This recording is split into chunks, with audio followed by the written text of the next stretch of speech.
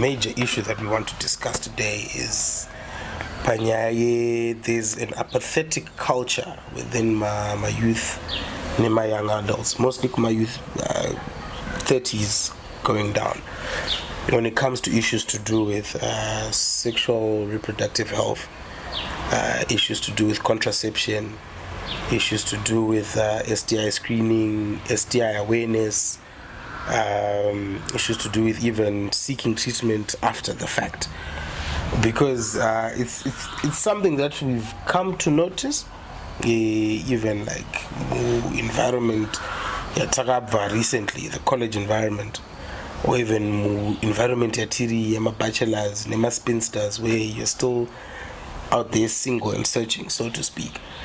There's an apathetic approach to nyaya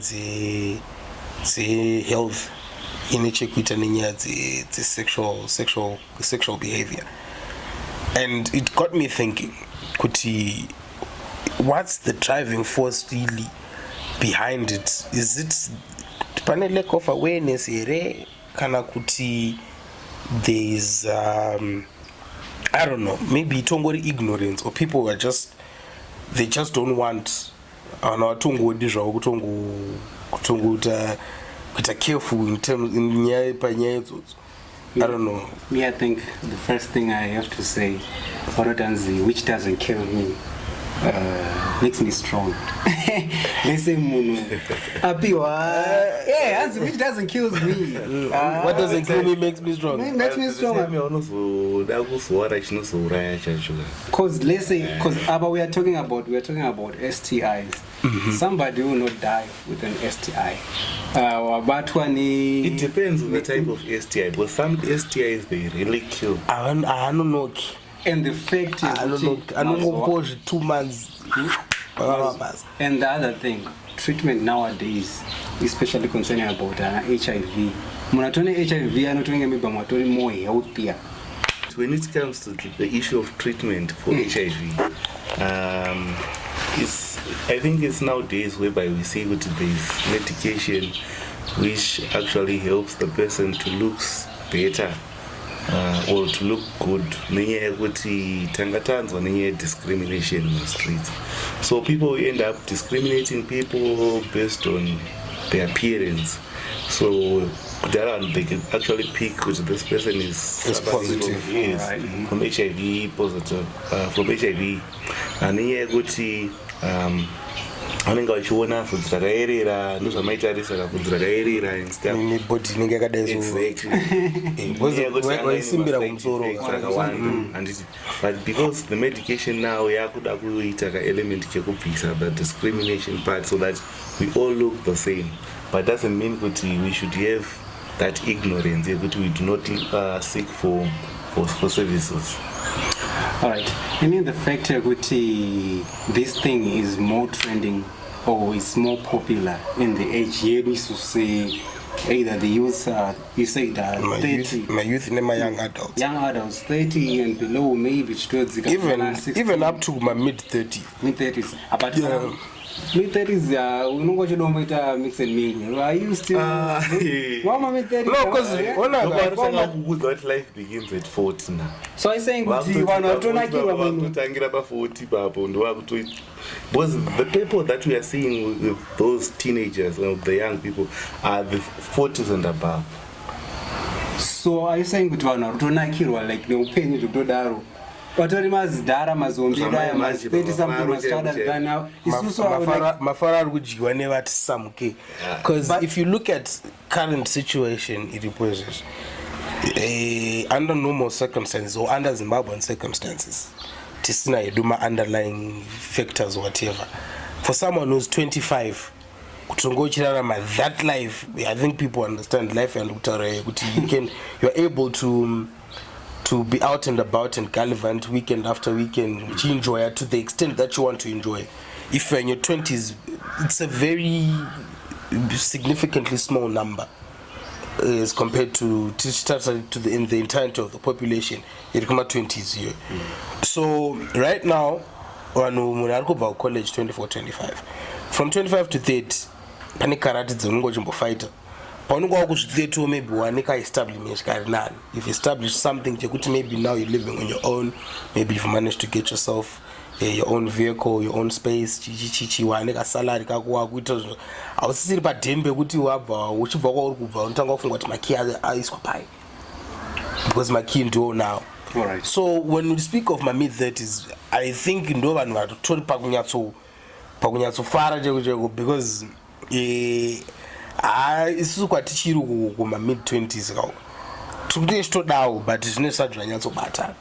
So I think the issue is like travel. It's like we are saying people, they are having fun, people are having sex out there, people are doing indulgence and they are not protecting.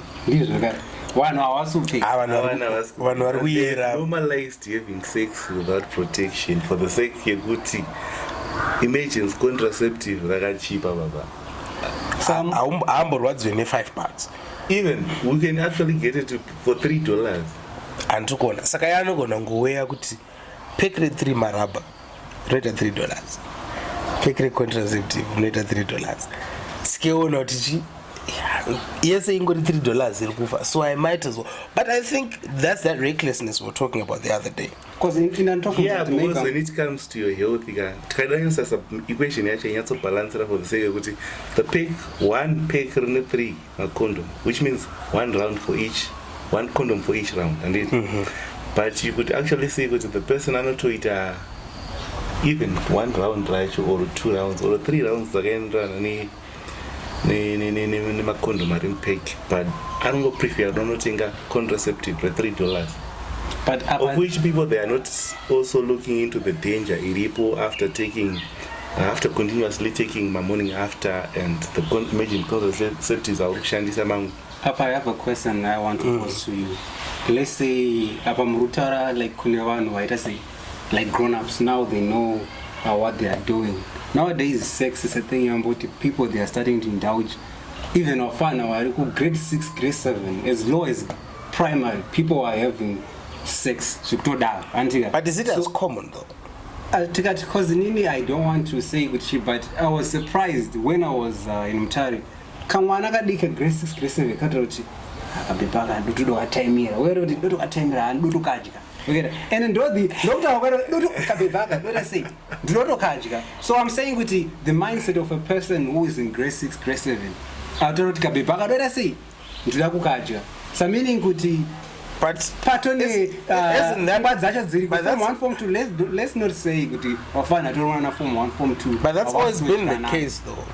So even of course maybe we were not that forward thinking to the point where makuda Twitter copulation, but at that time at grade 6 unongo wakuta uchono kuti we anoita unongo wakutanga uchono. But I think kuti chimwe chinhu chaizoita kuti pazoita kunge pane that gap rekuti vamwe vanenge vakati 4K vamwe vanenge vachakati sarirei as compared to nowadays because kwakusati kwane technology. So due to technology now and everyone is seeing it on television, on cell phones, on internet, on social media, it's everywhere.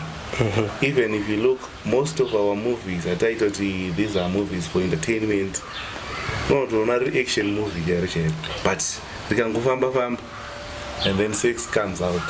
They can go die, then people are having sex. Imagine you go to one grade 7, grade 6, primary, or to an egg. And also sometimes they actually wait to see my movies, my late night movies. Because I think that's not going to right the time I show. And then the same my movies I am a romantic, and that's our kid is going to copy that over another copy. Real-time implementation. Yes. And the sad part nowadays even and cartoons nowadays I still remember Chukura where I'm Zawana Boondocks. Boondocks no, but Boondocks, you know what? Boondocks. No, because Boondocks is it's adult entertainment. But it's a cartoon and people I think probably people actually want to let them watch my cartoons and Boondocks is a cartoon to Katango not yo way. What's happening? Even if you give your kid or a phone, I can go try when the internet as long as connected to data or to Wi-Fi. panosada kuita ma-pop-ups, that's the other thing. the pornography materials and stuff. So you see that out of curiosity, the person achangoita sei achangovhura, they'll dive deeper. So exactly. the aspect of age yanachitopinza kuti uyu mwana mudiki handika uyu mwana mudiki haasi kuziva, maybe let's have the assumption yekuti what she's getting into or what he's getting into haasi kuziva kuti ma-consequences azvo zvinei. She's just indulging in that sex asina kuprotecta asiri kuziva. What can you say about vanhu vanonga vachidaro? Because iwe wazokura waona na 16 17 18 19 20 you are now an adult, especially watu 20 you are now an adult, you really know kuti apa ndikuita ndiri kuita apa. But let's be but achiri mwana mudiki akatanga kuzviita ambozviona paTV zvinonakidza I want to do this, maybe mwabva vazomboenomboti pana mwari uzvarwa inacho azvarwa nacho baba zvamboitika dada, maybe that she is part of the statistics dzamatotaura 1.7 million. But ona akatanya ona inini, my argument is this: nyaya age, when you're speaking of kids in primary school, I don't think there's an exemption we can give based on nyaya age, because we had sex education back then. I think the question that I might want to ask is it still the same sex education that we had?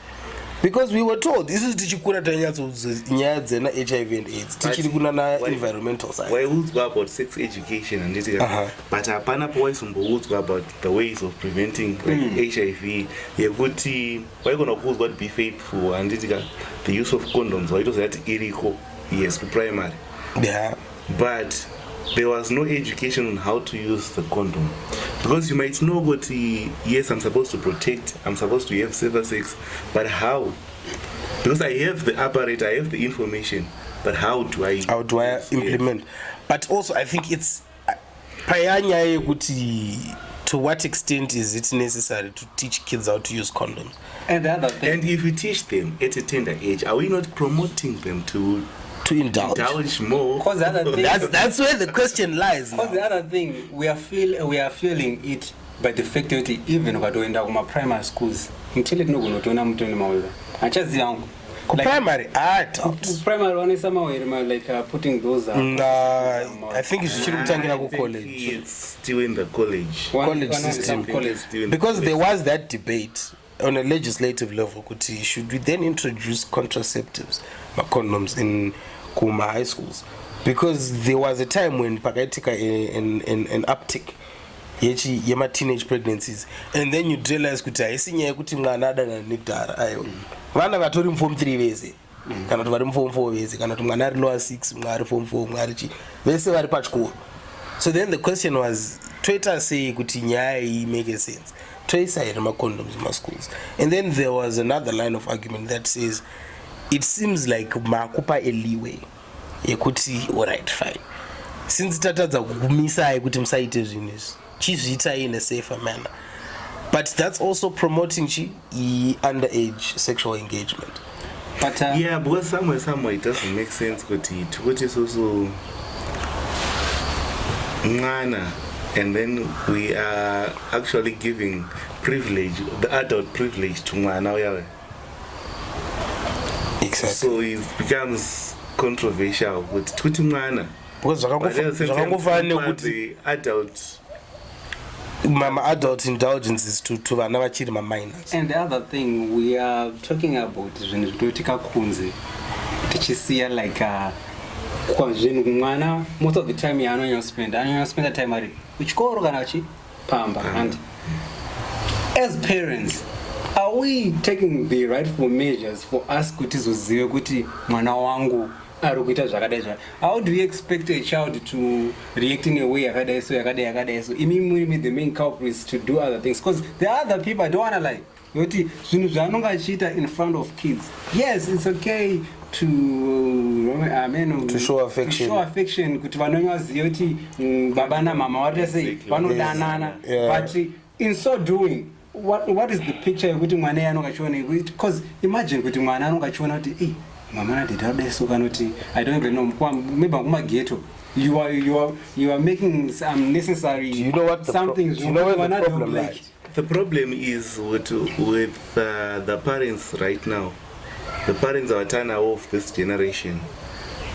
they spend much of their time at work, and if they come back from work, they spend most of their time achita basa reku, like doing their job at home. Kuti anotakura the task achiuya kuzoitira kumba, and unosvika kumba kwekwe around 6-7 p.m.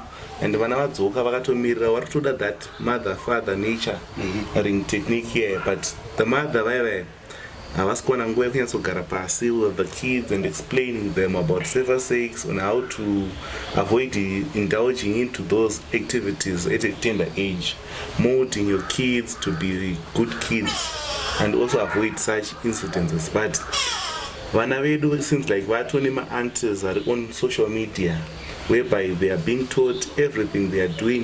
Most of the time is from the social media. Yes, yeah, that's so my vanenge vari WhatsApp, and the father is also on WhatsApp, or the father is on laptop, the mother is also doing duties. So no one is taking care of the kids. They are left vulnerable. No one is actually coaching them on safer sex, on how to avoid indulgence at a tender age. So 20 AP. So are we saying is also good? The issue is there is a lack of active involvement in the home setup, because I do get where you're coming from. I think that's the start, because you know Tangira Kumba. And also from what I've picked, us being Africans, and in as much as I am proud of our culture, I think in this modern world there's an aspect of our culture that puts us at a disadvantage when it comes to this issue. Panyaya kuti nyaya kutaura nyaya dzebonde, when you speak of sexual matters, it's a taboo. Inyaya dzisingatotauriki padini. Kunze kokutoti watu mkomana and maybe washo kuma 16, 17, 18, that's when your dad pulls you aside, or kule or whoever. Same thing with girls. And with the trend now, 17, to be fair, it's too late. It was 17 makanda acho ma 17 ato maji ato mama give me my ex chap a second hand imports, and inenge ato second hand import. But it is also, if we have time with our kids, they express whatever they my curiosities are right now essay, and also because they also. So how can we control, especially the environment yekuti mwana wedu saba tumbotayo nyaya vana tisataenda kune the youth, or like tumbotara nyaya vana? How can we control like a environment yekuti, because kazhinji kacho behavior yemunhu it is affected with the environment. Kauruswera hanzi ndudzi kwaunoswera ndombokuudza kuti wanguri munhu akaita sei, waiziva. So how can we control the environment? Show me your friends, I'll tell you who you are. Yeah. So how can we, because mwana nyango mukamumita sei, nyango mukataura kuti zvidai, but akabuda kunzoku akaswera achita akadai, there is no way yoti nyango mukataura neloudspeaker kuti mwana wangu chakadai, so but every day achitwa exposed to something. I believe. So the environment, how can we control the environment? My belief is no matter the environment ihari kunosangana nayo kunzo, base point, and the base point is at home. Then ndokune ma roots. Any plant inotangira kuma roots, inoita nutrition through my roots. My point is to say there's a need for an active approach to parenting. My parents akawanda, unfortunately mazwano, they have a passive approach. Vana vane a better bond nema house help. Vana vane a better bond na maid than yavana na moms. Not necessarily because my parents ndo zvaari kuda. Pamwe bereka ari kushanda shift ntanga na 7 makuseni ichipera na 7, also bva kubasa na 7, ozosvika kumba 8, mwana wechikoro anenge anzi 8 ngaangara. That means mwana wako pa week unogona kumuona 4 times per week, 7 days, not 4 days, 4 times. Not jumada makuseni mwana pamwe achida kuenda kuchikoro. So like Tatley was saying, there's that need, that time after work and kids are at home after school, there is a need for that active parenting. Kwete ungoti mwana ari kutaura ungoti uchita zvimwe zvauri kuita. uchingoteerera passively uchiita something else on the side. Like there's a need for that active engagement. Itori serious kuti you need to take time with your kids intentionally. Kwete zvokuti simply because it's an obligation of parenthood, but because you actually want to. Because that's where it starts. Mwana reciprocate energy. You cannot know there's an effort that's being made. It happens subconsciously. Whether I could reason hasad. Mwana kawana that proper attention. What I believe is iyano yato reciprocate. Message yonoshka kwa ari zvakanaka. Alright. Even zvokuti kana kasosangana nebad energy kunzo ukandeti. Even akaita hang around with people vanenge vane bad energy. Iye chaanenge ainacho mindset ndechekuti mashoko aya anenge akaudzwa kumba aya anoramba akudzoka nawo. Anoresonate. Kuti but my mom always told me this. So you see, tikashare that active parenting here, our kids anobva vatoita wild zvekudaro. Why? Because this is what we are not controlling them. And there's a set, also we are not guiding them. Because it's not a matter of controlling them kuva watovaita paremote control excited. But because kwanyanyira futi kwamujanya Wanakadzvanyirwa. ukaramba wakamujanya musono muregedza haadzoki. So now when you then move, because with kids like vana vari ku kindergarten, kids in primary school, vachiri ku elementary level of education, it's a situation where it's quite manageable. Mwana achiri pasi peshamu, so to speak, actively. And it's asata because unoita uchibuda muzoni yaechi yekunzi unoziva kuti disciplinary yakoyo is set in stone. Kana ukaita so kune shamu, ukadai kune band. And it's ukadai hakuna phone for 1 week, ukadai. But as you now get older, we are now moving into becoming into like an early teenage, mid-teenage, late teenage, into adolescent, so to speak. My parents are not trying to room to grow. Leeway. So in any babo pane the most fragile part of that transition period. Vana patiri teenage era ndopanonge pane pressure steering, because the majority of the principles that we maintain zvinhu zvatakazenge takuudzwa, not in a commanding space, but zvinhu zvatakaudzwa tichiri kutanga kunzi haticharovani takutaurirana. I think takuzviform 2 form 3 varinzi aiwa waamunhu mukuru hatichaita zvokuudzirana kuti ngatigare pasi taure and tell me what's affecting you ndokuudzawo zvandoexpecta. Because psychologically, what I take from that is, you feel like panapa we are now having a meaningful conversation because my input yakutorwa say ine value. So it sticks because to you it was a conversation. You're not being told, but you were discussing. Yeah,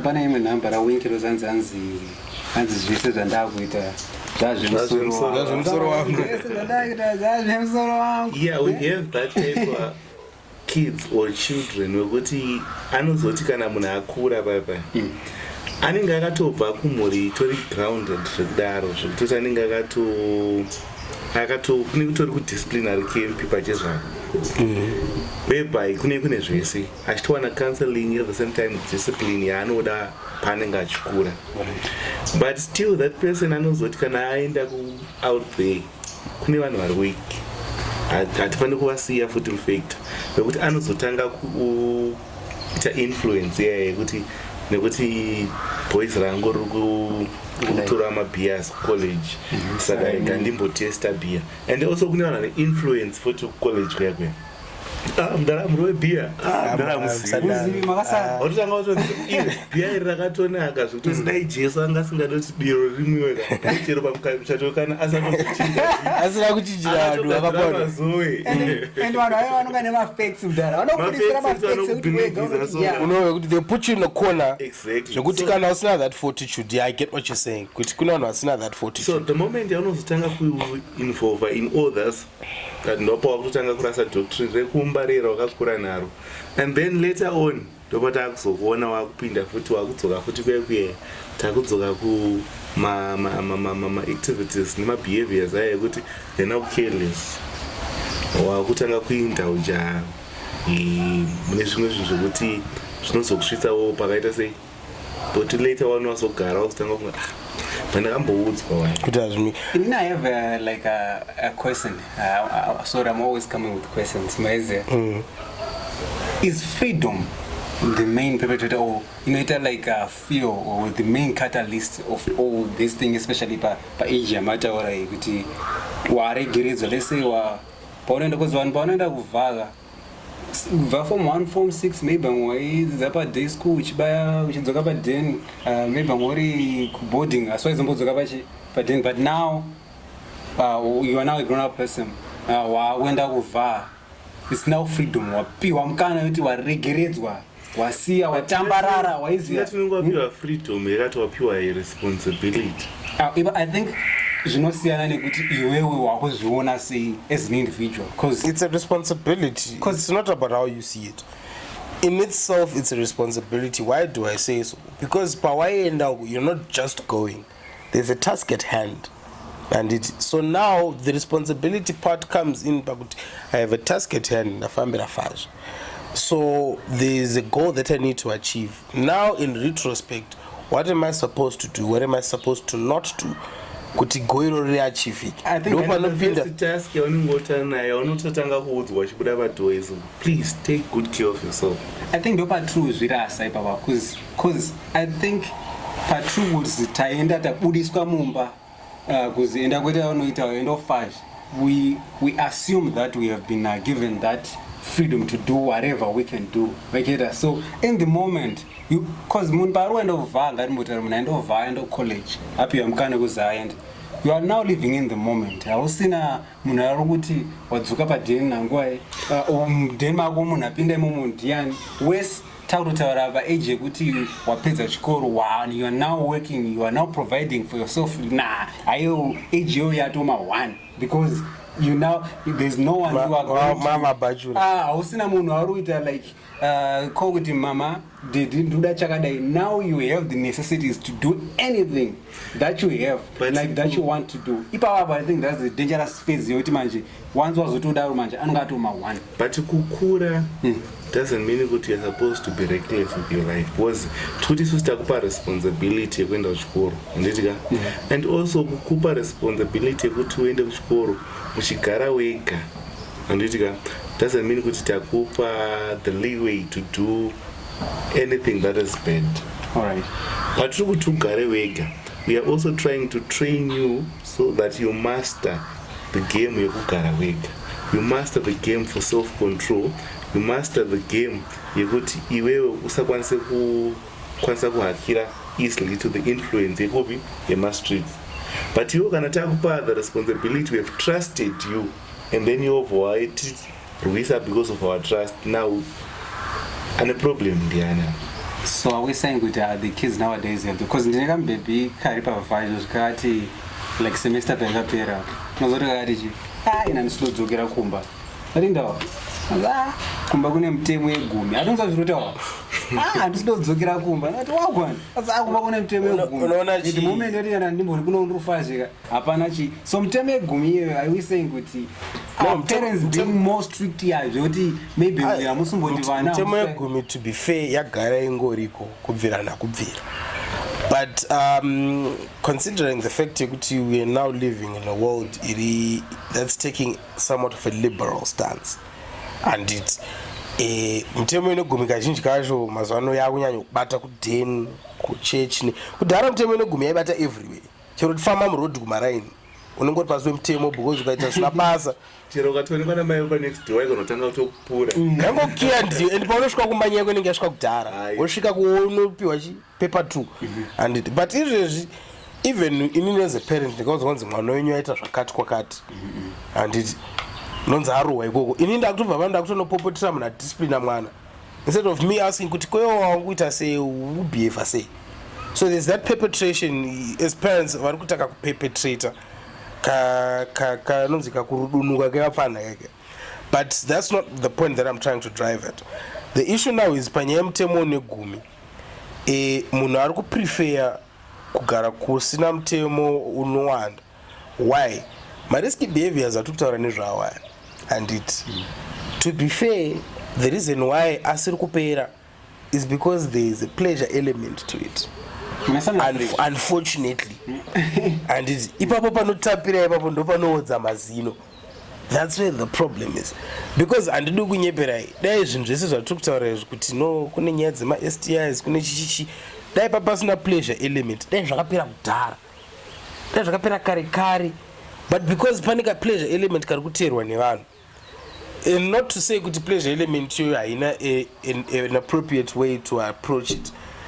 Kana muchida kuzorarama life ine regular sex ndo panopinda nyaya yemarriage, anditi moita sei mocertifya molegalize moziva kuti hamusina zvokuhwanda, hamusina zvokuti handisina kudzokera padheni, hamusina zvokuti ndikuenda kuchechi uri kuenda kusleepover.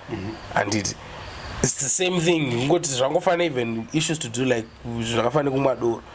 Iwe uchiziva kuti urati padheni pangu vanhu vanotaridza titi zvemuna nomwa doro pamba panapa, iwewo zvochiita chilegalize how chizvishandira mari yako ika kana zvinotenga bia chenda unogara kumba kwako iko kwaunoti mutemo wepanapa ndi wangu, handiti uchizvishandira zvinhu zvako uchita sei, because kamwe kakutiza mutemo haisi nyaya yekuti mutemo iyo iri kukurwadza, but unenge maka pleasure element kauri kurambidzwa, but uri kune nharo, pane nharo dzaunenge uchiita. But ka pleasure element kako ndo kari kuzounza those risky behaviors yekuti some of us kana tazodhakwa paya we are not able to control ourselves, we are not able to take charge of the situation.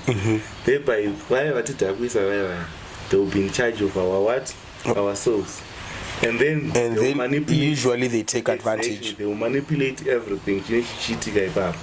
At the end wakutanga kuti hey, I was getting raped and ndakazorara naye ndakadhakwa and stuff, but wangori responsible here. Because even the alcohol actually wants to drink what? Responsibly. Drink responsibly. Drink responsibly. Because the issue is pamupacho, like I was saying was it on Friday? And they told me people like to play the victim card, and people they easily tend to being the victim. But sometimes people make themselves victims. Because pawaenda whether kupati kana toenda kubhawa kana toenda kumba kwaningi, hapana munambo yaka kusunga makumba akakusambhara, hapana munambo yaka kubata pahuro. And sometimes vanhu vacho vanenge vatori pamberi kuita come up with plans. Mama, today toenda kuona it, toenda kuprayer mountain, so Friday todzoka museserad. Mama, we are going to prayer mountain for the weekend to do absolute fasting. And the person atorukubi akutochaya mapoto zvake. So I'm saying that isusu is like individuals.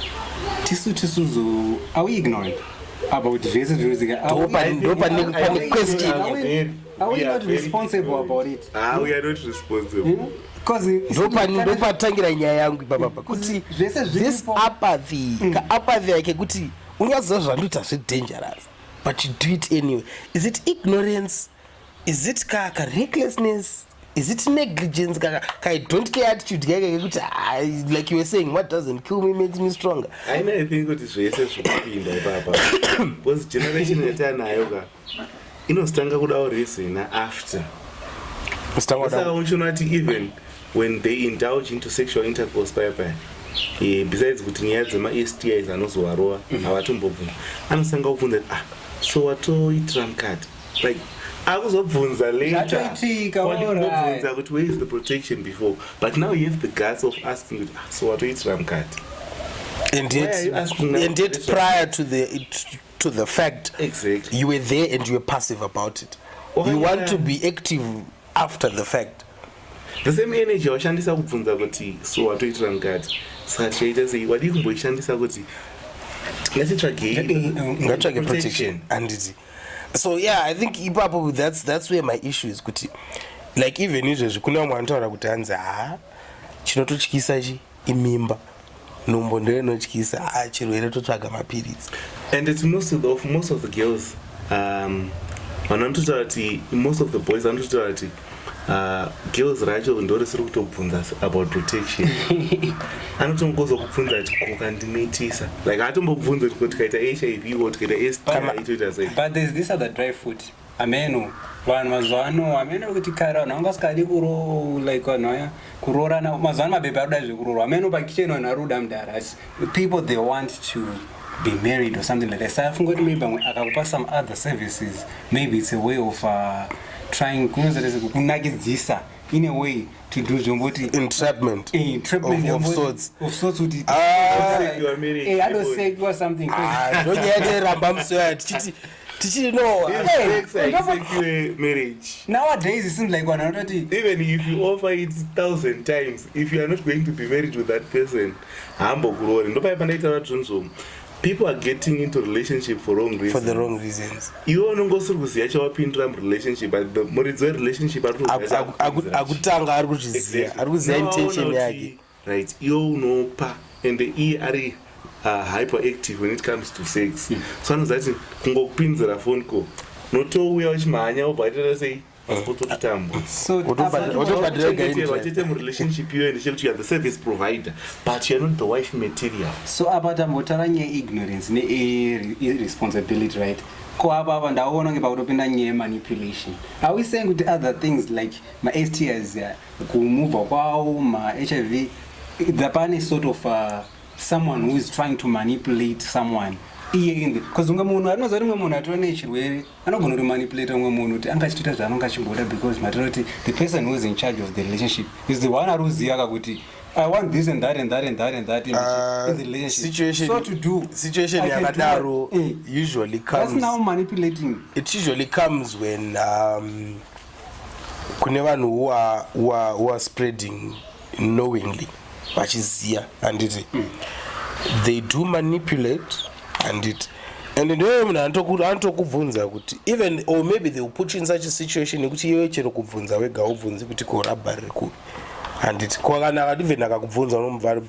trust. So I was going to trust.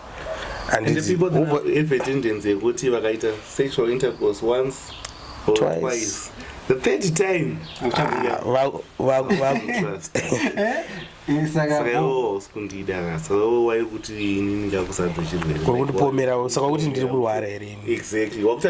You're being guilt-tripped. Exactly. To feel like guilty. Right. Then out of guilt conscience, you now feel the need to compensate for your words. And then you walk to Zotopinda wega and you say, all right, ochita kwacho. And it's of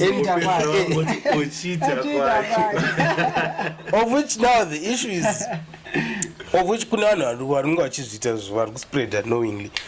Vamwe vacho vanenge vaine agenda yavo vega. Vamwe vacho vane it's an unethical reason, but it's a reason in itself. Kuti kuna vari spread because maybe that's how they got it as well. Akaizorwa knowingly saka ari kuti defendega. Buzz ndindato conduct ndindakutoloda buzz ndindakutoloda buzz and akutotsvaga wangu 4 5 6 kuti ndo pass. And unfortunately now with the nature of how Harare is such a romantic cesspool, Harare is such one big bed.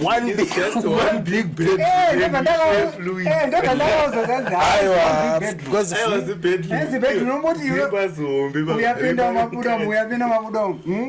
fluid exchange yacho mafambira ari kuti haisi sanitary, not even once, because now unoona kuti iwe unongochiti pamwe iwo unongochiti hamas akandineka munhu kangu one iwo kwauri wanenge achiti but unongochiti ndikekusaidi iwo uri uchiti wako ndewekusaidi iwo utori wekusaidi wake iye ari wekusaidi weumwe munhu and it becomes a web rinogumisa web rakadai, so you cannot untangle it. Zvokuti umwe munhu tikaita zvinoitwa kuma-testing centers aya zvecontact tracing ikaitwa chaizvo panototsvagwa 4-5 mabhazi econtact tracing kunzi aiwa vanhu ngavauye tione kuti pakamira sei, because mukacontact tracer kuti alright iwewe watesta you're positive, saka tiri kuti isusu who have you been intimate with unprotected pobuda list revanhu 6 ivavo toti kana vaine vavo 6 yato 36 plus 6 yato vanongoitwa 3 phone calls matom 98 vanhu. And the other issue related to my STIs, even if you try to use protection, you could actually see these days a certain protection here. That's the thing. Vanakulaza murungu. So ndokwazviri kutangira. Vanakulaza murungu. But in aspect andidopinza ndandiri kuti vamwe vanhu chiri kutozopusha kuti vamwe vanhu vanga vachizomboita get these other things. In Zimbabwe, we're in an economy yekuti zvinhu ma1 handika ma1. I'm not saying kuti vamwe vanhu vari kuzviitira because but aona chikumoms chake chiri chine bag chine bab waiziva ende moms hatauri kuti pakaita M2 chine M2 ende chiri kuda kuti ndokupa yese uruona ndokupa kana iri iPhone kunafanira akada maiPhone ka ndokutengera iPhone ndokutengera boots ndokutengera chi weze ungotona iPhone ona ma Air Force azatoita especially kana uri college boy ndokutengera uri mukesho zvese uruona ka zvese apia. So in so doing moms vari kupa zvese but hasi kuudza like the whole story waiziva ka inini mari yakadai so haungapindi nebepa waiziva ka obvious aupindi waiziva kana kune anoziva blesa rinodzivirira angawenaro so in so doing wapiwa mari wapiwa yese yauri kupiwa you have been provided the resources auri kuda like at the meantime ipapo wamapiwa. But in return, my returns are go. It's a damage for lifetime. Mariachi ontozonota iwa. It's a damage for lifetime. But zvino peanuts. Asi zviri kuitika pane zviri kuitika. Peasant salad. Vasuruviziva. Like they will be not knowing it, but in the sense what vari kuzviita because he or she's just doing it in the sense unakirwa. Arunakirwa kuti hapana we're just flexing to unakirwa but. Pampacho is not necessarily an issue kunakirwa but it's a factor kuti people take advantage of desperation yevanhu and it like right now ukaenda kunonzi kwani uko Epworth area iri kuEpworth pane area iri kuEpworth kudombo ramwari uko and it ukaenda kuEpworth ariko ma-stories and at first ndaizviramba kuti in some place unozonzi short time $5 uko unogona kuti ngosvikota aona inanda cash panapa ndetutadza yamwe mafuta anditi neloaf rechingwa ne 2 kg esauto nzaiwa bomb that but handle night ndauya nemapotatoes ndauya nechi because also now it's not only because they're doing it for the pleasure of it, they're in sex work for the purpose of sustaining life. Ari kutotsvaga mari yerent, atsvaga mari yechikafu, atsvaga mari yefizi yeana. Asino zvitori nani zvokuti utoziva kuti munhu uyu ndo zvaatori. But uona chikuitika ndechekuti these days even our relationship has been commercialized to be commercial sex work. Okay. In which sense now? In which sense yekuti iwewe let's say hauna kana any monetary or economic input in a relationship. But the guy or the girl is providing everything, and so which means what is it that you'll be providing? It's sex. What can you provide to balance the scale? To balance the scale. Chauna ready available. Chisingadi kunohodwa. Saka tikatobvisa the economic supply yekubva kune the other. Tikabvisa that supply and demand. Munoramba muri mese. No, tunoti mukangosara nenyaya chete. No, tunati sex and zviri kuofewa from that side. Tunati hamusi kudanana but muri kungokechisana zviri private. Nowadays in relationships I think two zvinofambidzana senjanje munoziva sex nemari. Sex nemari relationship is either sex or money. Someone is providing mari yekuti muende kurukoma mazi muchende kudya muchero chakadayokera iye provide mari yekuti arikutozataiwa azvachifuna kuti ndakonesa urukoma mazi tichatodzokanira sei nadyawo waiza waiteda. So I think and if you want to see kuti zveshuwa ndo zviripo tarisa mafeses akadyiwa mari vakasazorwa masports bitterness yanenge anayo ndovayanotanga tanzi dzosa zvinhu zvangu zvese zvandakakutengera iwo ndakakutengera chakati ndikazodii why because ane bitterness even akasati ngaadzose they are the first people to then go out and say aiwa akakagodigger aingoda begi rangu chete. But you on the other hand you were giving begi uchitsvagawo kuti you were expecting something in return, and of course tachitongozva kuti kumbira malegs and it and unfortunately ndonyaya yatiri kutaura kuti ngatimbobvise that materialistic aspect from your relationship tione kuti inosara yakanyatsomira here kana kuti imba isina foundation. Kutsvaga that materialistic thing ndochiri kukonzesa kuti all these diseases are spread Because in a relationship where there's no money, kunema relationship yewanhu asina basa romboita zvaromboita. Akaona kuti munomhanda usupiwa, akuenda next kurelationship kwaanokwanisira sei kupiwa, but kuti azopiwe andoparwa provider shi muriwo waikaita muriwo waprovidwa, but muriwo wauprovide usina kubikwa. Saka unoda chi unongo chida mani samari payabuda, then papa muriwo wako uya une rogo maiziva muriwo wako uya wakashata mwe muriwo wako uya une rogo muriwo une rogo unouraya muriwo une rogo unouraya. Saka Harare is now just full of glorified hookers. Trend kariko mazuva ano kema-ladies free. Besides the multi relationship, you don't have anything to provide, and you're on a dependent syndrome. Your boyfriend now will start acting like your father's role. More relationship, you're expecting the boyfriend to provide everything. Airtime, whatever that you need from the boyfriend, and you are any aspect you're so big. Either a gift or a cheat meaningful, so which means you corner. You end up feeling guilty.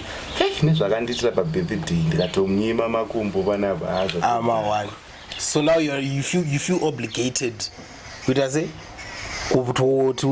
Because what he's saying is, like I said that the last time, the fundamental of any functional relationship is reciprocity, give and take, and it wants that reciprocation. Saka we're going to go to feel out exactly. Because I'm only on the receiving end. Guilty conscience yako igento ngokudza but parikufana kudzokera kandiroji kunobva kamona saka imanje kandiro kako karufana kuenda but kasiri kuenda kana uenda kasina chinhu kari empty akazonyatsoitima zvakaende kanofana kuti kaiswe something. But I think that the problem iripoka ndeyekuti that preaching I find it a bit faulty, because preach on the side of the men, and it aizonyatso preach aizodzoke on the other side kuti kunofanira kunongonzi zvise pasi parume, and akuno anything else chiri meaningful than kungozvisawo pasi pevarume vei. And that's why I was zvandaitaura on from our last episode when I was saying kuti there needs to be a crucial moment or a crucial phase in your relationship where you put aside my romantic issues. Mbomira kutaura nyaya dzenyu dzana I miss you, hey I want to see you tonight. Mombogara pasi zvimoita zvinhu zviri intellectual zvisina kudzirwa ropa mukati zvisina kagumana taura wakagara kwauriko kutaura nyaya yako ndiri kukunzi anditi. And go into a space where you're real with each other, so that you can then wombonyatsozvipanguva yekunyatsovheta unoti apapa Brazilian ndakanyatsotengereka ndiri kufugidza deme. Because pane issue yekuti tinozongofugidza Brazilian musoro usingakakate manje ndozvinonetsa. But there's this issue manje inondirwadza ndinonyepa kuti there are good girls out there, like good girls, and varuzvichengetedza. They are virgins. They are just doing things by the book, right? I think my principles. But I mean, like terms that they don't attract. Mkomana ribone, mkomana mskana ribo. Ameno chikuti. Mskana kashata, anendo sangana mkomana ribo. Mkomana ribo. Anendo sangana mskana kashata. Rakarukanya madhaka rerera uya rakasviba kweso roverendo rikabhebhika nice kari pure kari clean uyanga yazara nema STI yake nema chichi akuchenda kune mbebhu ya mnisers asina mhaka wamacha rachitaura tanga ine principles kumba aizichi you have to do that and that and that and that, and now it's now a way. So what do you say kutozoita sei pakadaro, because it's not balancing it, it's very unoona chinoita kuti pazoita kaculture chinopusha culture iyoyo yekuti kune vanhu vekutoti mutoziva kuti aiwa kune vanhu vanoziva kuti vari principled, koita vanhu munotoziva kuti uku kune vanhu norongoziva kuti aiwa magive. Issue yandinoona inini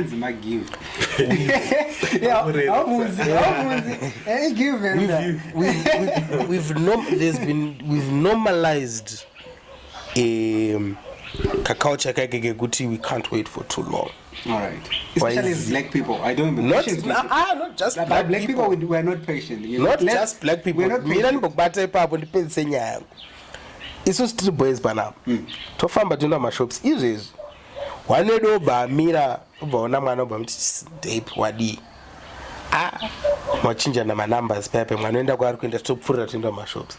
Wotosara kuti basic mwana akachichaiwa ndanakirwa nawo. Panokwana 4 days. Titabvunza kuti muri kudine mwana? No, muri rasi. Watonyepa. Pressure atonyepa kuti muri kudine mwana. Wakazodya here ndo in wakadya here wakadya here because isusu tiri vanhu vano we chase status, and status is it goes hand in hand nenyaya yema-accomplishments. Saka isusu tiri kuti if you accomplished anything paendeavor yawakapinda kana kuti muri kungofudza endonobatanga upiwa pressure yekunzi hamuchangofudzira vamwe miraone musaone munhu achilazwa uchachema handiri kuona manje ndopane issue yandiri kuedza kuexplaina ipapa kuti vanhu vanenge hatisisina kakapatience kaculture kekumirira kekuti aiwa no ngatimbonyatsotora nguva yedu chiditi izvezvizvi ukatota time uchitaura nebhebhe ona talking stage iri kureba apa wakapinda uchitogaya zvako kufambira nyaya utogomisira watojitari wato irritable kuti mwana westera time because by that time but nanda kufanira kuenda kutodya she's wasting my time dai ndatofambira masports. But now let's now talk about the issue yekuti now vanhu vako munhu ane STI ane AIDS, HIV, something like that, the treatment part. It seems like ndikuona kunge vanhu vazhinji semamuchitaura kuti people they are running around vachimbomhanya chii chiri kutoti vanhu vasazoenda kunyara here because unonge wachinyara kuti wazoenda kumedical center uvozi moms ndine gonorrhea ndine syphilis ndine I don't even know ndine chi unonge wachinyara here like are we saying kuti people because other STIs anorapika anorapika anorapika chitopera zvakanaka arapiki.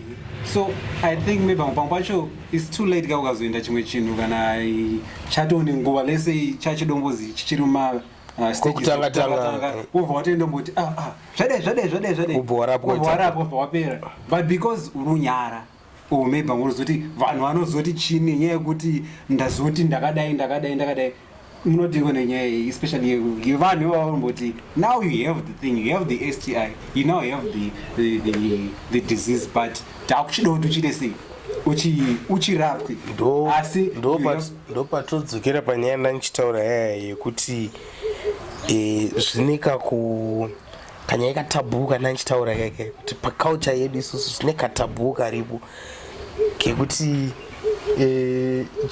just imagine maxers yacho because uchitosvika uko it means kuti especially pari pacenter pekunzi iri dhonde revanhu vari kunorapwa sikirikiwe iruku what it means is munhu wese ari kukuona uchifamba uri ikoko ari kutongokuona unzi idzo dzakadya pakaora ziri kurwara nekuda kunaikirwa akadya pakaora asiyana nemunhu ari kuenda kunorapwa gumbo rakatyoka neaccident anditi zvineka kunyadzisa sokuti because zvangofanira kunzi pamwe vanotozvona kunge watopindirwa wari kutokuona usina kutopfeka utori in the act so vanhu vane kamwe kakunyara kanenge karipo so I think that's ndo pane issue iva. I think imwe issue haisipa kuti kuzoonekwa nevanhu but iwo wacho personally kutosvika uchiexplaina kuti mamirira zvakaita une kamwe kakunyara kaunoita so kanouya and vanhu vazhinji vanozoita ushingi hwekuzoenda kana kuti hwekuzoendeswa chipatara atorwarisa panenge akurwarisa paipa anenge asisina option because asisina simba rekurejecta sometimes wakutoita zvekutonzi by fire by force ufanira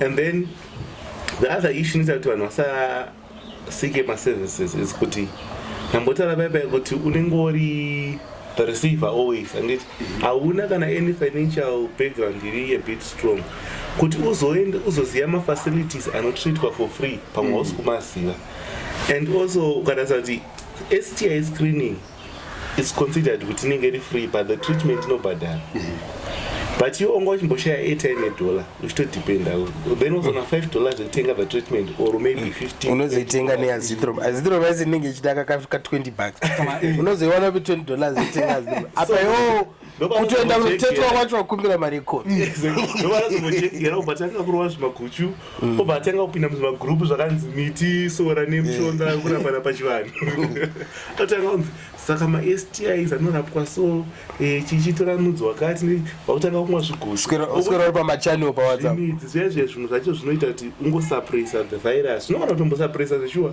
wototi handaafit ndaafit then zvinozomboti kahwani nomusi zvinozombo patinodzoka kusecond leg manje inenge yama1 handiwazvona so zvakudzoka futi for the second time now why because une kamwe kakuita kawaifanonge wakaita kausina kuita so ufanira kungoti ukarohwa ne-STI wotsvaga information to the right people handitika wambosiya nyaya dzekunyara idzi because nguva yawaitamba muclub or nguva wanga usingatombonyari waipeuzvadavura size ndimi yamutori pamberi muchitoimba musi wamune muchiita get ready muri kumba kwefriend yako chitoti aiwa yakarebesa hembe musi wawaitofana kutotiza mumuzi wako padheni uchinyepa ndikuenda kusleepover uchinyepa ndikuenda kuchecha imini waitotsvaga 134 vanhu vekuchechi vaunoti kana so confident uchitonyatsa waexplainera the plan handitika so just be so that confidence inofanira kungoita carry through you must carry through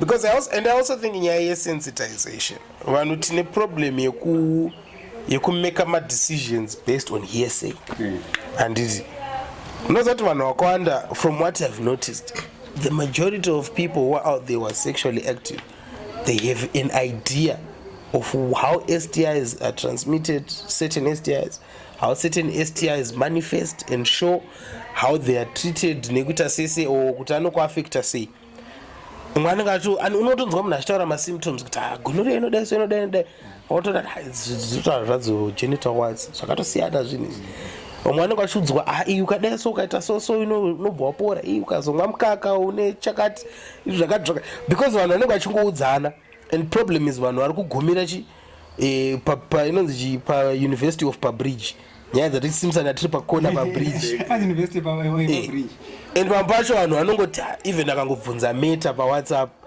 zvangotaurwa nameta zvozototi apo but sometimes people don't make the initiative yekutotsvaga zvinhu zviri published zviri verified kana waona zvanyatsoremesesa chinhu chandogara chidzana ndikati vanhu munonyara zvenyu but dai maimboziva kuti inini handinzwire munhu tsitsi mina nditakuti hanzi ndakashaya kondom because hakuna health center iri muzimbabwe isina makondomu emahara but problem yenyu manje chinobva yazoya pakuti hamuchade kamatimbare nokuti makamanyanya and also some of the ladies vachanosipa pressure hanzi hamufesi wangu akava nematimbare nehanditomboanchipisa haya zvina netiregedze panoti avai nematimbare saka waita sei because una $5 yemakari yemajurex yacho try kutenga protector plus $3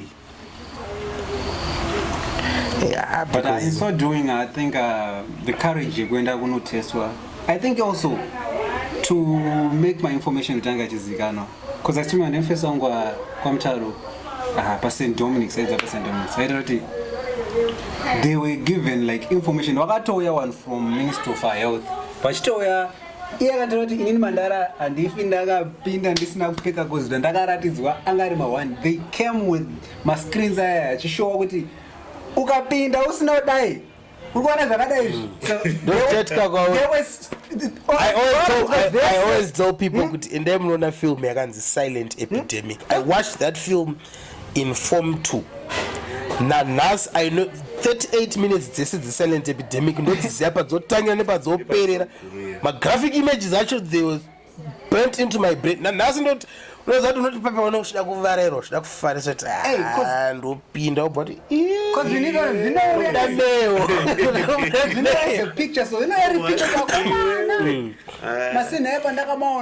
so I think that's the initiative like the ministry have to push information but information inopushwa vanhu vane kakanharo kavainako. Normally people these days what they do is kuti a certain organization ikauya ichida kuspreada information maybe about health education And vanotanga kufunda saka matigra chii, and are we going to sign anything? Are we going to get allowances? Because there was a Turner syndrome yakambodevelopa back yekuti the moment anonga attend a certain workshop is supposed to get something, but not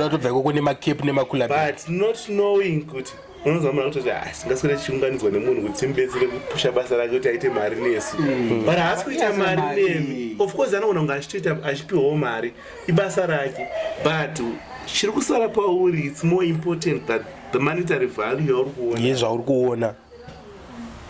Because ukazotasa mamwe acho ma-awareness campaigns anoitwa, if you ask vanhu vanoshandira ma-voluntary organizations, they'll tell you kuti pamwe pacho haisimbori mari inoshamisira sereki yavanenge vachipiwa vachienda kuma-outreach aya, but pamwe pacho inenge iri nyaya yekuti the initiative yacho munotoona kuti ngatimbomire kufunga zvemari panapa,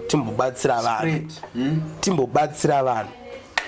Because hazvishuwa vanhu munoti vanhu vanenge vachingoti tingasvika kunounganidzwa kunoteerera nyaya dzekunzi pfekai makondomu inini zera rangu inini, panenge maka sense of pride karipo futi kane vanhu vanongoti zera rangu inini. And also we have got another issue yekuti especially the boy child haadi kuaccessa maservices zvekumhanya. Munhu muchikomana hatodi kutoudzirwa, hausatambozviona besides kutoti kuudzirwa kwacho iye pache zvake asinomboudzwa, but ari kutonyatsofiila masymptoms ekuti I'm not well, but kuti aite the courage yekuenda to an arrestive facility to seek services kuti amhanye paclinic anotaura kuti remember I always tell you that story yemvesi tiri muhostel tiri kucollege, dzakazongobuda takazodhumana naye panikini panonzi paclinic yepachino university, dzakangosvika dzichipinda padhoo kode dzamga dzichipinda pamain door, ana sister vakagara pabhenji nguva yeti vakangopurura vansister onai zvaiendwa manje papo unoziva inonzi mota kana ichinzi yaane right off.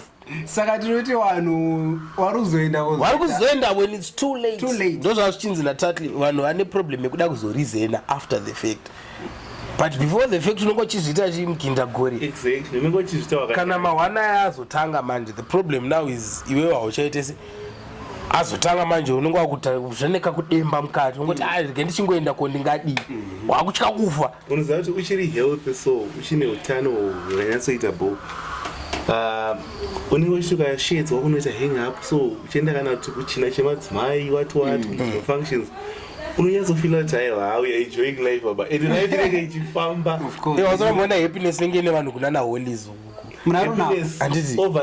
kunana achipelago ukapinda unonyatsonoti vanhu vari kuenjoya, munhu anenge achifara chezvo kupfituka kudambuka bhachi, but results now the effect zvakanakira tinoenda tinokwira mota 360 chienda iwo vanoita madhirako 1 tichidzoka unongokwara 1 unokwara mugame 1. And also I think vanhu vari kuwana kuwana sensitization on how, and this is why people are now normalizing oral and anal sex. Of course anal sex can be protected, it can have protection, but the oral I think technology nowadays is bringing a lot of stuff in sense of like to try to experiment or kudomboziva kuti zvinoita sei. Experimentation is necessary.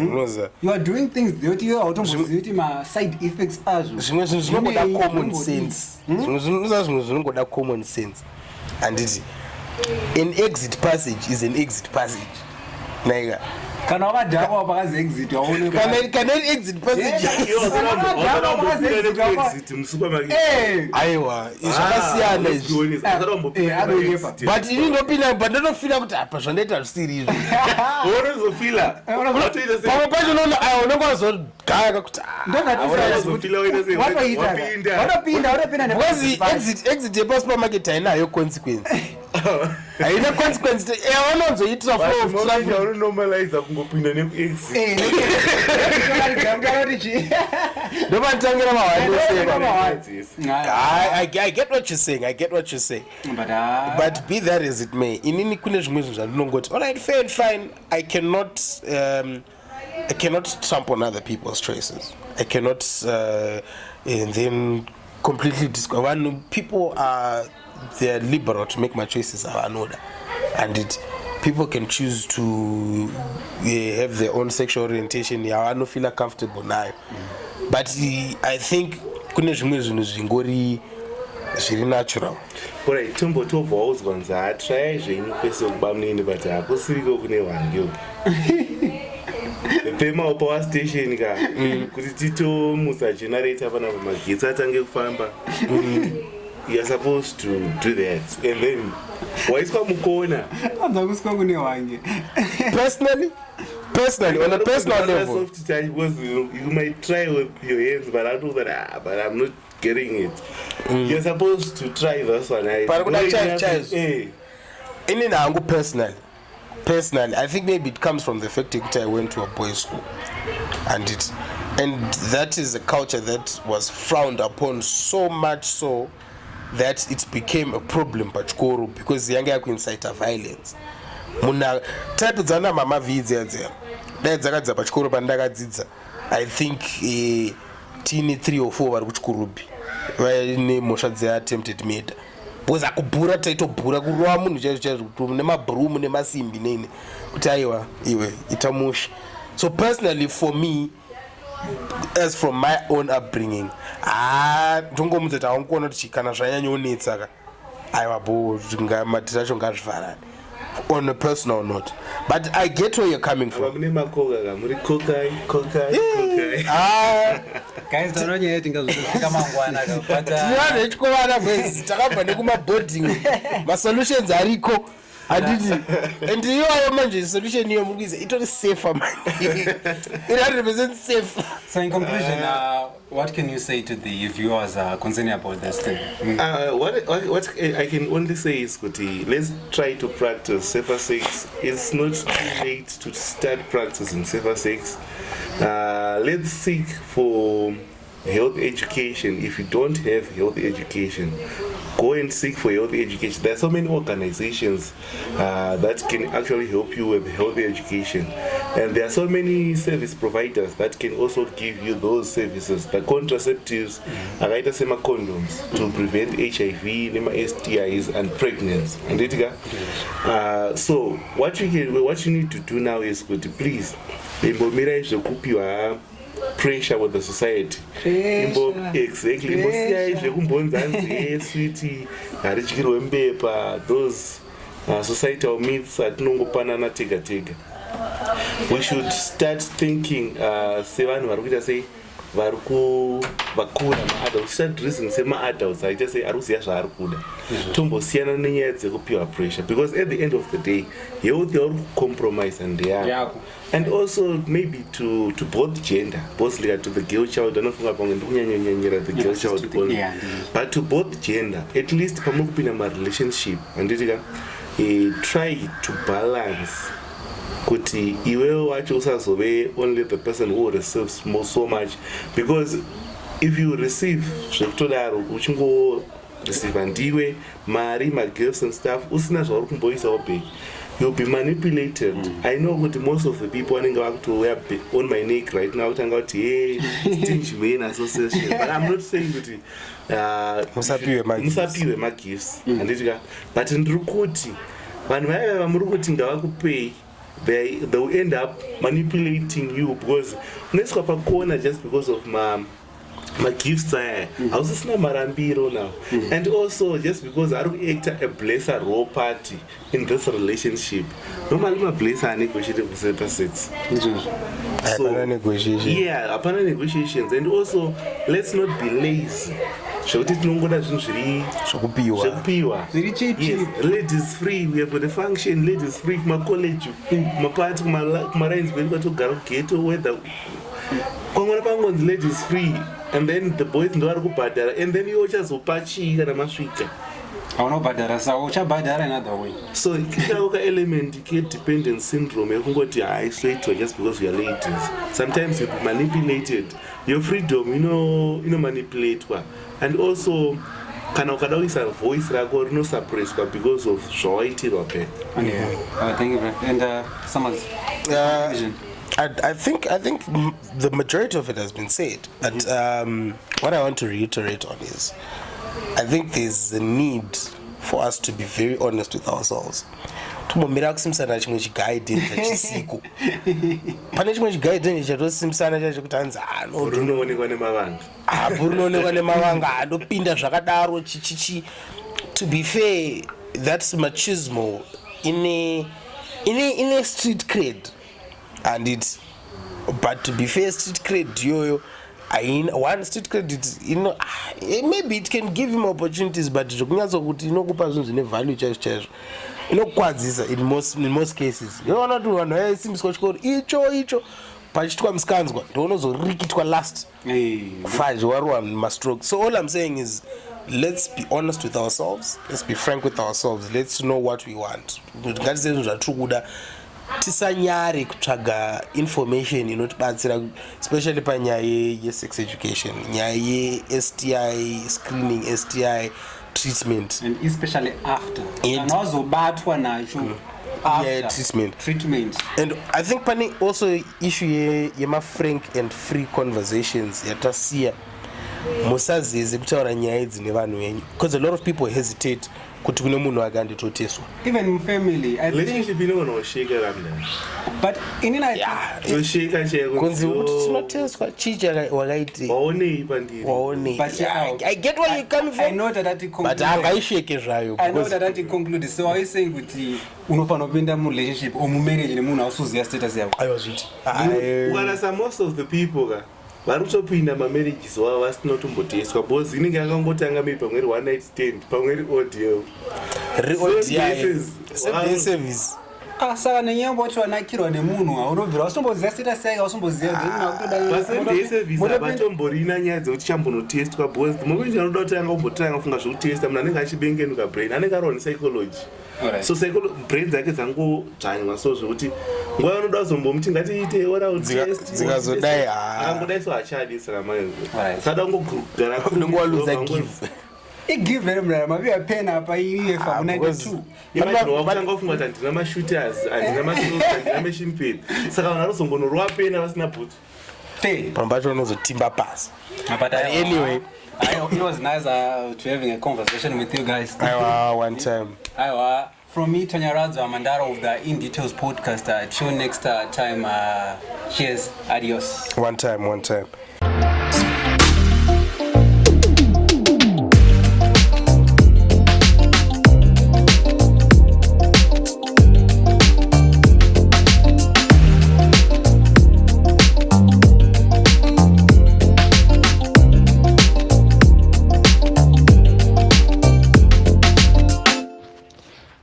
Mandara wadiko.